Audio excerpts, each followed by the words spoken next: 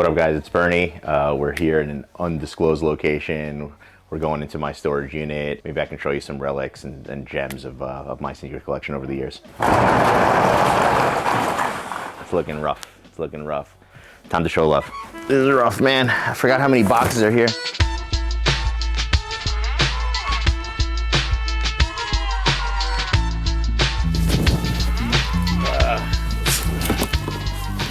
Talk to me. What gems you got in here? Sheesh. 99 New York City Edition NYC Spike Lee days. Ooh, okay. A little more EB history. Extra butter Reebok. Street meat. Inspired by halal, guys. Yo. You got the colorways of like the halal, like the combo meal. This is what he called me for, apparently. Building shelves.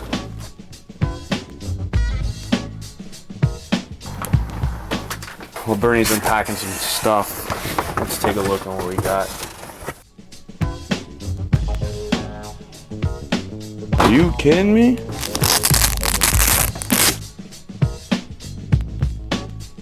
This was definitely ahead of its time, man. I mean, so this was actually inspired by B-boys. This would be like the material or like the pattern on like linoleum floors that you would cut out and break dance on. This is actually kind of dope. I used to make these like minimal wrestling posters back in the day. If anyone wants one, just hit me up. I mean, originally it was supposed to just be an argument that I had with my friend, and I started selling them. I got sued by the WWF, man, so they've just been sitting here in storage. For the love of God. Yo. These have seen better days. Shout out to Sabotage with the custom lace locks. Dude, rough. Not bad. Rough. It's gonna have to sit up here. The Vandal is like kind of like one of my favorite styles of all time, and unfortunately it just doesn't get love, and I look forward like when they come back. I'm almost positive this is a ketchup stain from a barbecue that I wore last time. The Vandals before with the tearaway. Actually found a pair. Oh, clean pair. That's clean. Another rainy Not day. been torn. Another rainy day. And Dude, sometimes I forget how many pairs of the same thing I buy just to make sure that I never lose them. What do you guys think? Clean or torn? Clean or torn? No one wants to smoke with me bowling, bro. No one. You have a ball. My spin is nice. The Avengers pack, not to be mistaken with Marvel Avengers. This is not Marvel Avengers. This is like old UK Avengers. I used to try to dress these up. This was like, I never wanted to wear dress shoes, so this was like my, like if I had to go. nice little tie. Yeah, you know, like if I had to go to like a wedding or like a bar mitzvah or some shit, I'd bust these out. Here you go. This is good. This is probably one of my favorite possessions I have. But this shoe was actually a collab with this artist, the street artist Twist, otherwise known as Barry McGee, where he told the story of this character that he has called Ray Fong, a representation of him growing up. He was like super conscious of being like Asian American amongst like his peers, and so he had this drawing of like this super racist caricature of like, you know, chinky eyes and buck teeth. And I'm super lucky to have them because like these were not readily available, so I don't think I'm ever gonna get rid of these. This is like, people talk about grails. I'm like, those aren't grails. You can, if you spend the right amount of money, you can get it off StockX or something or eBay, but like, you're just not finding this pair. I'm gonna say right now, of all the sneakers I collect, the Nike Blazer is my all-time favorite style. I can maybe safely say that I'm not gonna meet anyone that has more Blazers than me, without a doubt. Let's run them through. Beautiful Loser Blazer. 1, 2, 3. Lightning in a bottle. In the beginning there was the word. Transforming terrain. DQM, Dave's Quality Meats. This is probably one of the last lineups before I got tired of resellers getting in the way. Twisted Prep, super clean with the Argyle on the inside. Zoo Yorks. I'm sure I got another Zoo York somewhere. Oh, look at that, Zoo York number 2. What's interesting about these were known as Blazer NLs, meaning no liners. So they were like deconstructed, no padded lining inside. These are for the dudes who can skate, who didn't need the padding. Super clean, glove leather. They don't make Blazers like this. One thing I definitely miss about the original Blazer was this little toe bumper. Now you see Blazers that had like the more rounded toe. They didn't come back with these until more recently with like the 1977 Blazers, but that was like something that was like long lost with the Blazer. Super clean women's pair, Obsidians. Oh, this is really cool. This is like another prized possession. These are unreleased. Never went to production. I believe they were supposed to be called the Nike Wushu Blazers. This was actually inspired by the Olympic Games in Shanghai about a decade ago. So they kind of took on a bunch of aesthetics that were like Asian inspired. So you had like the tongue, you had like the leather welt outsole that was stitched. You had this really cool kind of like this original like knot tie. Then on the medial you had like the Stitch Dragon. Super cool. To my knowledge, they never went to production. I don't know how many samples exist, but I'm very happy with those. I don't think I'll ever wear those. Super clean denim with the zigzag stitching. Oh no, this is the women's pair. So this had like the patchwork. A little crazy. Definitely cool. A more modern take.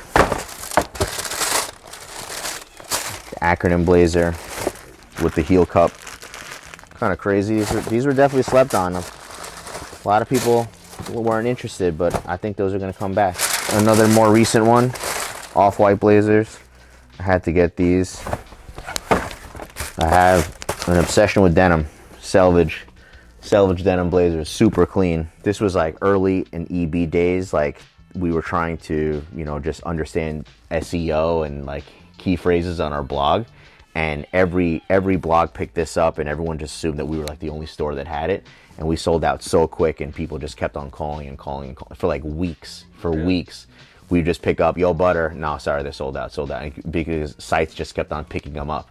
And so it was just so funny. Like I'm pretty sure, like if you search this, like we're still so high in like the Google ratings for this. So Sakai's, really love this design, all cut up, repaired, the multi-volk. There's a Blazer that I'm looking for. This might be it. Let me see. This is really fun. The Park Blazer, super clean. Now, I haven't confirmed this with anyone from Nike, but since Charles Barkley used to be in early days of Nike, word has it that all this like old pattern, this old like, it's almost like a lithograph of like old, kind of like a playground. You have people on swings and jump rope and picnic. Word has it that is Charles Barkley hanging from a balloon. I don't know if it's true. It's definitely a basketball player. It's definitely a basketball player, yeah. I don't know if it's true. This is the Loop Wheeler Blazer. So Loop Wheeler is this Japanese loom. Anytime anyone talks about Loop Wheeler, it always reminds me of like one of my mentors, my big bro Poe from Freshness Mag, who unfortunately passed away a couple years ago. So I'm always fond of those shoes. More sneakers. God damn it. DB Lower East Side just opened.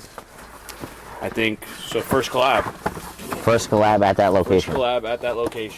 I can't remember. It was probably like maybe 800 pairs or something like that. Yeah, so 800 pairs. Definitely raved about. Gel Sagas specifically hit the scene and kind of went crazy.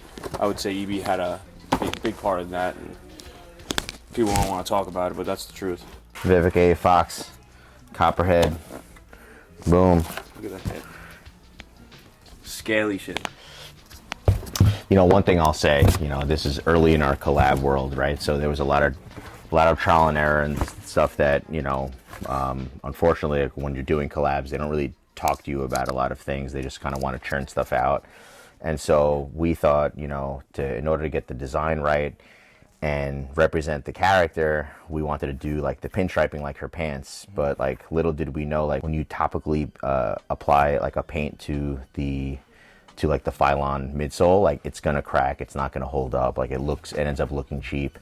And so like if I can go back, I would probably reconsider a different way to do the pinstriping somewhere else on the shoe, because I definitely wouldn't have done it on the midsole. But like again, like, you know, we were just, you know, kids, you know, just doing, you know, like what we wanted to do with sneakers. But that's kind of the whole process of like learning how to do these collabs. Like we're 75 collabs in now, so now I know better. So, but you know, just something to learn next time. Yeah.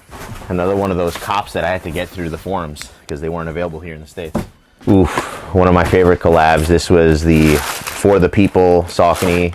I mean, this was really cool because like we implemented something that I think we're seeing brands do themselves now, but the idea was to do a social design experiment where we let our audience kind of pick and choose the entire outcome of the design through, you know, public voting. So what we landed on was a 50s inspired, like a drive-in movie. The colorways were inspired by the like classic cars. So you have like the exterior of like the 50s like muscle cars, and then you have the leather interior. Basically like, yo, we knew what everyone was doing at drive-ins, you know, so like, yo, play it safe, bro. Mind if I just... We are the new breed. Like, Extra Butter was in its early years, and I think we were like in this like weird middle generation of streetwear, right? Like I looked up to these OGs, and time was passing, and you were seeing some of them fade away or going out of business, moved on to other things, and then we came in, and like there was this new breed of shops and brands, and I think they wanted to do it their old way, and I still wanted to do it my old way, but like pay respect to like the brands and the designers who put me on. So like I think like where Extra Butter is always going to have like a niche is that like we're still contemporary but rooted in like that OG New York, you know. Absolutely. That streetwear that I grew up loving. This is one of our earliest pieces of apparel. Extra Butter movie tunes. This was actually illustrated by Mike Jones, who's like OG streetwear. You might have seen his work in like older Mishka days. All the letters drawn out by like different movies. Can you name them all?